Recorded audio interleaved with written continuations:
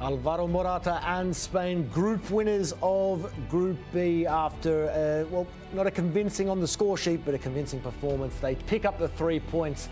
They're off to the knockout stages of Euro 2024. They are the second team to have done that, joining hosts Germany in the knockout stage. But as I said, they are the first to confirm they are group winners with 6 points after 2 rounds of football. Spain 1, Italy 0 in Gelsenkirchen, the full-time score. Joined by Patrice and Gurpreet. Again, guys, Spain deserved winners.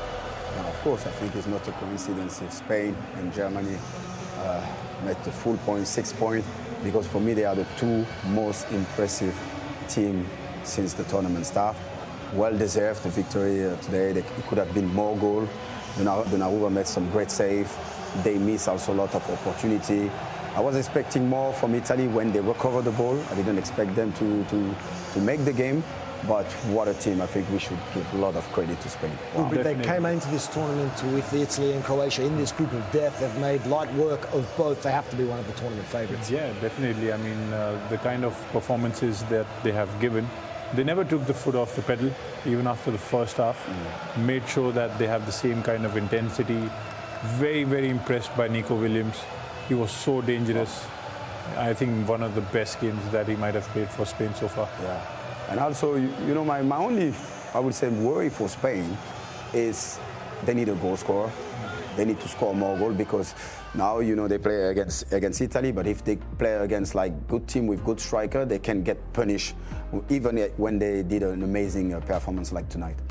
Well, when we talk about goal scorers, obviously Spain have found a way through and they've done so again. But when we look at goal scorers in this tournament, it has been a statistic highlighted that the goals have been spread across the board. So far, there isn't really a potent goal scorer in the competition. But for Spain on this occasion, it was an own goal that was the difference for them. And, well, sadly for Calafiori, a player who had so much love from his performance in the first game, it was he who scored the own goal. Guys, is it too harsh to say he could have done a little better on this, or is it just a case of wrong place, wrong time?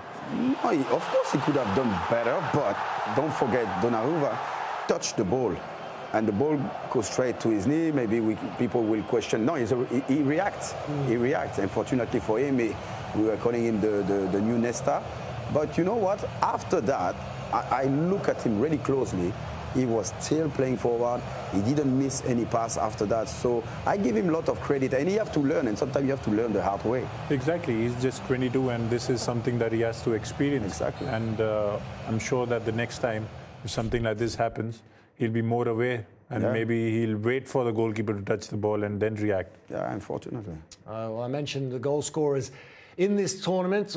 They have been spread right across the board. But when we look at the highest scorer at Euro 2024 so far, the top goal scorer at the tournament, as far as own goals, because there's been 5 of them, would you believe? And 5 leading the way very, very comfortably. The OG, yeah? I'm quite surprised. I didn't expect that. Sign him up, United and Chelsea, if they need an attacker there. Own goal with 5 thus far. That's funny. It's a light look at what's been the case, but for those 5 own goals, I bet those players wish they could have those moments back again. And obviously in this particular match in Gelsenkirchen, that was the difference for Spain, meaning they now win the group. They could have had more, though, because there were a number of golden opportunities for La Roja on this occasion. They won't mind, though, because only one. But, Patrice, you do mention, at the end of the day, these are the moments that can make or break performances, can be the difference between, particularly in the knockout stages, going deeper into the tournament. So it is an area, perhaps, for De La Fuente to work on. Yeah, no, definitely. If I have to point a weakness, that's what I will say. Someone to finish, you know, those chances. They can't create so many chances and winning that game by your own goal, you know, from Italy. This game should be at least 3-0, like the way they beat Croatia. So that's my only, I would say, weak point about this team. But such a joy to see them play. This is football. And I love enjoying like a beautiful performance. I think they played better than what they played against Croatia. Oh, 100%. I think they'll be improving every single game. if they play like this. Definitely young players like Nico Williams, Yamal will be getting the experience. You know, they'll be smelling the blood and hopefully getting on the score sheet soon. No, but I absolutely agree with what you say. Actually, this score doesn't reflect their performance, because against Croatia, they didn't have that kind of, you know, performance, but 3-0 in the score sheet. And today, amazing performance and just 1-0. But yeah, a lot of credit to them. 4 goals scored in the tournament, none conceded. 6 points is the number that they care about most. It is now time for our game changer of the day, and none other than Nico Williams. Away from Di Lorenzo. Oh, it's an own goal. The breakthrough is made. And Riccardo Calafiori, the unfortunate defender who just couldn't get out of the way, all turn it away. Spain's pressure finally tells. Italy's defence finally breached. Correa's up there in support. Williams wants it on his own. Oh, he was so unlucky. No, if there's one player on that pitch that deserves a goal, it's certainly Williams. Great performance from him. No surprise, our changemaker of the match, Nico Williams, also the UEFA Player of the Match as well. And you can see his numbers and Lamine Yamal's numbers as well too. Very, very talented young players. 14 take-ons for Nico Williams. 6 duels won, key passes, and both players hitting the woodwork as well. Lamine Yamal, again, a reminder, he was 13 3 years ago when Italy and Spain met in the semi-finals of Euro 2020. But here is Nico Williams receiving his Player of the Match award, taking a nice photo there as well. But what a player, what a performance, potentially the best of his career. Oh, definitely. I mean, we talk, there's a lot of noise about Yamal and, you know, his age. But William is 21, so it's all 21. And that performance he did today, it's just amazing. I think Spain, like the present look bright, the future look bright. And is they gonna make, like, a lot of defenders gonna suffer against those two players? But yeah, a lot of credit to William tonight. Di Lorenzo must be having nightmares tonight. I'm sure he'll be like, my God, what did I just face?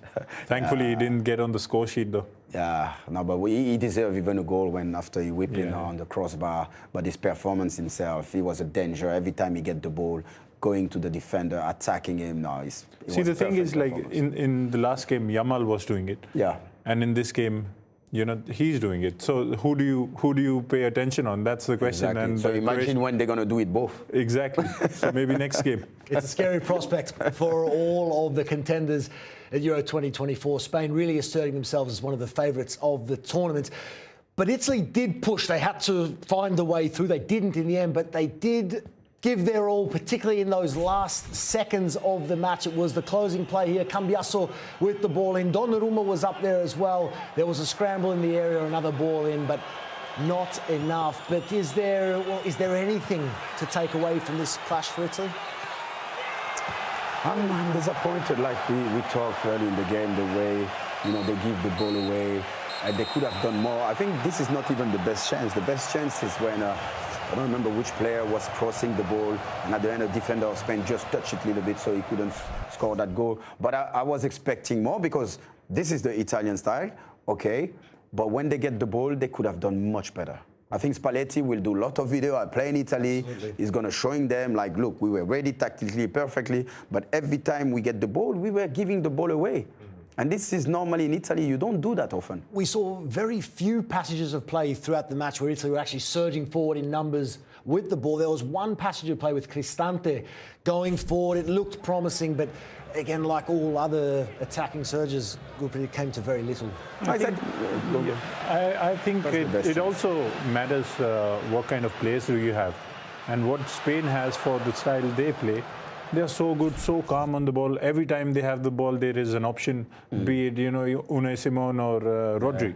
So it depends totally on the players as well, I think. Yeah, and the midfield of Spain was like above at the midfield player of Italy, and you could see Rodri, for me, is one of the best, you know, holding midfield right now. And Pedri also was going in those little pockets. I see a lot of pass, and Rodri was breaking those lines. So I feel like Spain was more in the movement than Italy when Italy was in the possession of the ball. Perhaps some of Italy's other good chances came from set pieces, but we were commenting, Gurpreet, that they were very wasteful. They weren't really attacking. Sometimes would even just pass backwards.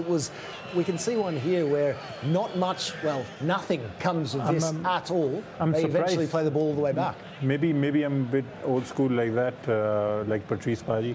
You know, that when you get a set piece and you're 1-0 down, maybe try to whip the ball in, put the ball in the box, put pressure on Spain, and maybe you get something out of this. But trust me, tomorrow they're going to watch this clip for at least half an hour. I hope so. And Spalletti going to show them that. No, I hope 100%. so. Because they have to go for it. Exactly. Like you say, you there, just whip it in, you go back, and you end up with nothing. There you go. Yeah. Well, came to absolutely nothing in the end for Italy. They have not much to show for that, but they are still alive, of course, in this group. But tonight was all about Spain. Not particularly winning moments I want to relive as an Italian. But in any case, Group B, there are your standings confirmed. Spain have qualified and as group winners with 6 points.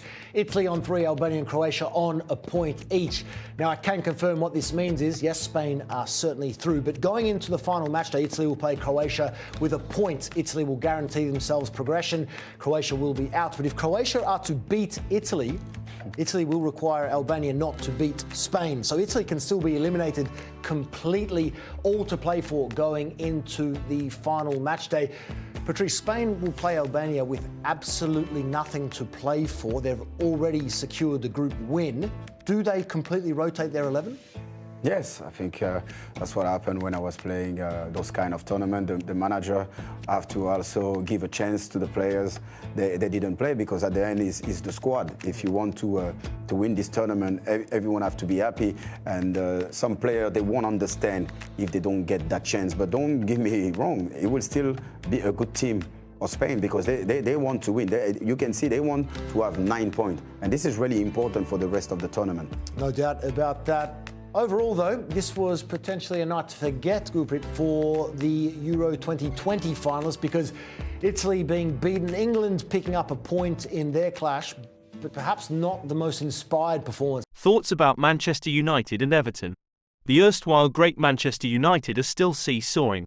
A draw with Spurs on the 14th of January saw them win 5 straight games, albeit most of them just barely. Then came the awful loss to Fulham on the 24th of February in which they played a lacklustre game. Then came Sunday's derby where they lose 1-3 to the current league champions Manchester City, a game where they go a goal ahead, defend brilliantly for 50 minutes, eventually capitulating to the obviously better class of their rival.